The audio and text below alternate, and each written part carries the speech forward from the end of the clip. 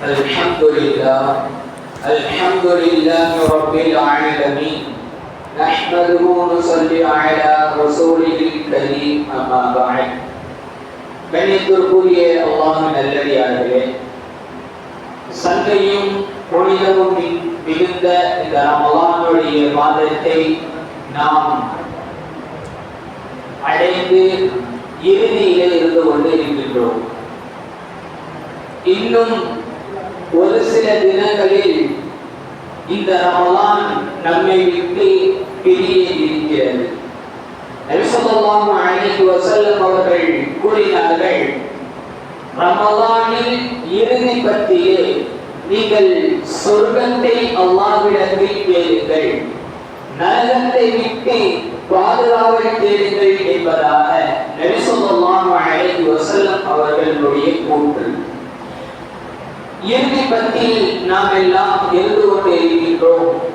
இந்த இறுதி பத்தியிலே அல்லாஹ்விடத்திலே அதிகமான முறையிலே சொர்க்கத்தை நாம் கேட்க வேண்டும், நரகத்தை விட்டு பாதுகாவல் தேட வேண்டும்.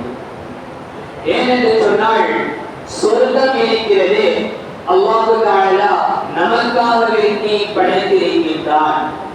இந்த உலகத்தில் யார் அல்லாஹ்விற்கு பிடித்தால் போல் அல்லாஹ் சொன்ன கட்டளையை ஏற்று நடந்து வாழ்கிறாரோ அவருக்கு அல்லாஹ் தஆலா நாளை மறுமையிலே சொர்க்கத்தை தரக்கூடியவராக இருக்கின்றார்.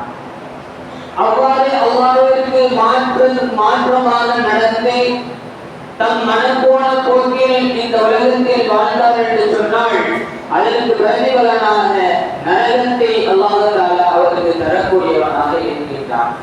அல்லாஹ் தஆலா நம் அனைவரையும் ஜன்னத்துல் ஃபிர்தௌஸ் என்ற உயர்ந்த சொர்க்கத்திலே பிரவேசிக்க செய்வானாக. கண்ணியத்திற்குரிய அல்லாஹ்வின் நல்லடியார்களே, அந்த சொர்க்கத்தை மகத்துவமும் சிறப்பும் நாம் தெரிந்தால் இந்த உலகத்தில் அமல் செய்வது இலகுவாக மாறிவிடும். அல்லாஹ் தஆலா குர்ஆனிலே சொல்லி காட்டுகின்றான், இன்னல்லதீன ஆமனு வ அமிலுஸ் ஸாலிஹாத் உலாயிக ஹும் கைருல் பரியா. யார் இந்த உலகத்திலே அல்லாஹ்வை ஏற்று நடந்து வ அமிலுஸ் ஸாலிஹாத் நல் அமல்களை செய்வார்களோ அவர்கள்தான் மக்களிலே சிறந்த மக்கள் என்பதாக சொல்கின்றான். சொல்லிவிட்டு அல்லாஹ் தஆலா சொல்கின்றான், அந்த நல் அமல்களை செய்யக்கூடியவர்களுக்கு அல்லாஹ் கொடுக்கக்கூடிய வெகுமதி சிறப்பு என்னவென்று சொன்னால், ஜஸாஉஹும் இன்த ரப்பிஹிம். அல்லாஹ் தஆலா அந்த மனிதருக்கு நற்கூலியாக அல்லாஹ் தஆலா கொடுக்கக்கூடிய வெகுமதி ஜன்னாத்து அத்ன். ஜன்னாத்து அத்ன் என்று சொல்லப்படக்கூடிய உயர்ந்த சொர்க்கம் என்பதாக அல்லாஹ் தஆலா சொல்கின்றான்.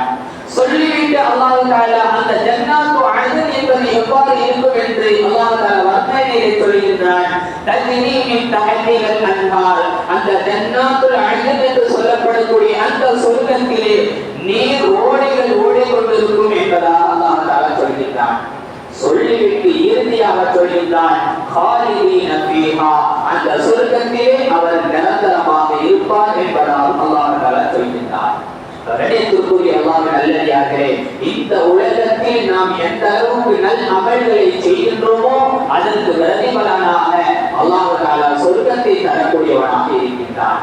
நாம் எவ்வாறு சொர்க்கத்தை அடைய வேண்டும் என்பதாக ஆசைப்பட்டுக் கொண்டிருக்கின்றோமோ, ஆர்வத்தோடு இருக்கின்றோமோ, அதுபோல சில மக்களை சொர்க்கம் எதிர்பார்க்கிறது. அதில் ஒரு நபர் யார் என்று சொன்னால், இந்த உலகத்தில் வாழும் பொழுது யார் பொது நலத்தோடு வாழ்வாரோ அவரை சொர்க்கம் எதிர்பார்க்கிறது. இந்த உலகத்தில் எனக்கு மட்டும் போதும் என்று தடுத்துக் கொள்ளாமல் பிற மக்களுக்கு கொடுத்து பொது நலத்தோடு யார் செயல்படுவாரோ அவரை சொர்க்கம் எதிர்பார்க்கிறது.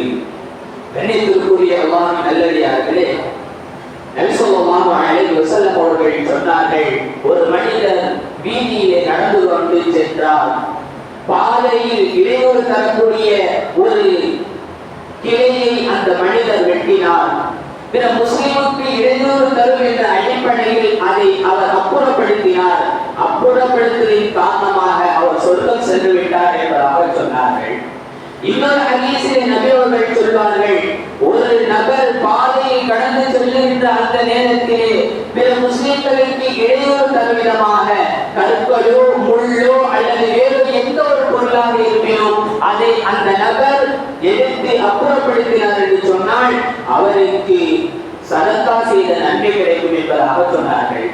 இந்த ஹதீஸையில் கூறப்படுகிறது என்று சொன்னால் உலகத்தில் எனக்கு மட்டும் வேண்டும் என்ற ஆசையோடு இந்த உலகத்தில் வாழுவேன் கூடாது என்ற ஒரு உன்னத கருத்தை நாம் விளங்க வேண்டும். பிற மக்களுக்கும் கொடுக்க உதவ வேண்டும், பொது நலத்தோடு நாம் நடக்க வேண்டும் என்ற ஒரு உன்னத கருத்தை தெரிந்தால் இந்த சொர்க்கத்தை இந்த நபரை சொர்க்கம் பிரியப்படுகிறது. கண்ணியத்திற்குரிய அல்லாஹ்வின் நல்லடியார்களே, பிற முஸ்லிம் சிரமப்படுகிறார் என்று சொன்னால் நம்மால் முடிந்ததை அவருக்கு கொடுத்து உதவ வேண்டும். அவர் அவருடைய வேலையை பார்த்துக் கொள்வார், நாம் நம்முடைய வேலையை பார்த்துக் கொள்வோம் என்று இருப்பது இஸ்லாத்தில் அனுமதி இல்லாத ஒரு விஷயம். கண்ணியத்திற்குரிய அல்லாஹ்வின் நல்லடியார்களே, முஸ்லிம்கள் பரவலாக வேதனைக்கு ஆழ்த்தப்படுகிறார்கள். பல நாடுகளிலே நாம் பார்த்தோம் என்று சொன்னால் முஸ்லிம் என்ற ஒரு காரணத்தினால் அவர் சிறியவராக இருக்கட்டும் பெரியவராக இருக்கட்டும் அவரை துன்புறுத்தப்பட்டு அவர் வேதனை செய்யப்பட்டு அவர் மரணமாகக்கூடிய நிலைமைக்கெல்லாம் தாழ்த்தப்படுகிறார்கள். அவர்களுக்கு நாம் என்ன செய்ய போகின்றோம்? இஸ்லாம் பொதுநலத்தோடு இருக்க வேண்டும் என்பதாக சொல்கிறது. அவர் அருகாமையில் இருந்தால் நாம் பணத்தை கொடுத்து உதவி செய்யலாம், அல்லது பணம் இல்லை என்று சொன்னால் ஆறுதலுடைய வார்த்தையை கூறலாம். ஏதோ ஒரு மூலையில் இருக்கக்கூடிய வடநாட்டில் இருக்கக்கூடிய நபருக்கு நான் எவ்வாறு பொதுநலத்தோடு அமைத்துக் கொள்ள முடியும்? அதற்கு இஸ்லாம் ஒரு வழிமுறையை சொல்கிறது, நீங்கள் அவர்களுக்காக துஆ செய்யுங்கள். இப்பொழுது நாம் விளங்க வேண்டும், நம்முடைய உள்ளத்தை பதைக்க வைக்கக்கூடிய சில சம்பவங்கள் பல மாதத்திற்கு முன்பதாக நடந்தன. நாம் ஊடகங்களிலே பார்த்திருப்போம். பலஸ்தீனிலே ஏற்பட்ட குண்டு வெடிப்பை நாம் பார்த்திருப்போம். சிறிய குழந்தைகள் என்று பாராமல், வயது முதிர்ந்தவர்கள் என்று பாராமல், பெண்கள் என்று பாராமல் அநியாயமான முறையிலே குண்டு வீசப்பட்டு மக்கள் எல்லாம் இறந்தார்கள். அதை பார்க்கும் பட்சத்திலே தம்மை அறியாமலே கவலை வரக்கூடிய ஒரு சூழ்நிலை. அப்படிப்பட்ட ஒரு சூழ்நிலை நடைபெற்றது. சில காலங்களாக நிறுத்தப்பட்டது. மீண்டும் அந்த சூழ்நிலை தொடரப்படுகிறது. 3 நாட்களாக இஸ்ரேல் பலஸ்தீனுக்கு குண்டை எரிகிறது. முஸ்லிம் மக்கள் அநியாயமான முறையில் கொலை செய்யப்படுகிறார்கள். ஏன் இப்படி நடக்க வேண்டும்? ஏன் இந்த மக்கள் இவ்வளவு சிரமப்பட்டும் பலஸ்தீன் மக்கள் அதே இடத்தில் இருந்து கொண்டு இருக்கிறார்கள்? காரணம் ஒன்று, மஸ்ஜிதுல் அக்ஸா என்று சொல்லப்படக்கூடிய அந்த புனித பள்ளியை பாதுகாக்க வேண்டும் என்பதற்காக மட்டும்தான். அந்த பள்ளியை பாதுகாக்க வேண்டும் என்பதற்காக அவர்கள் உடமையை உயிரை இழக்கிறார்கள். இங்கு இஸ்லாம் பொதுநலத்தோடு இருக்க வேண்டும் என்பதாக சொல்கிறது. இங்கு மக்கள் கஷ்டப்படுகிறார்கள். இவர்களுக்கு நாம் என்ன செய்ய போகின்றோம்? ஒரு அற்புதமான ஒரு விஷயத்தை இஸ்லாம் நமக்கு சொல்லி தருகிறது. அவர்களுக்காக வேண்டி நாம் துஆ செய்ய வேண்டும். இந்த ரமலானுடைய மாதம் என்பது துஆக்கள் ஏற்றுக்கொள்ளப்படக்கூடிய மாதம்.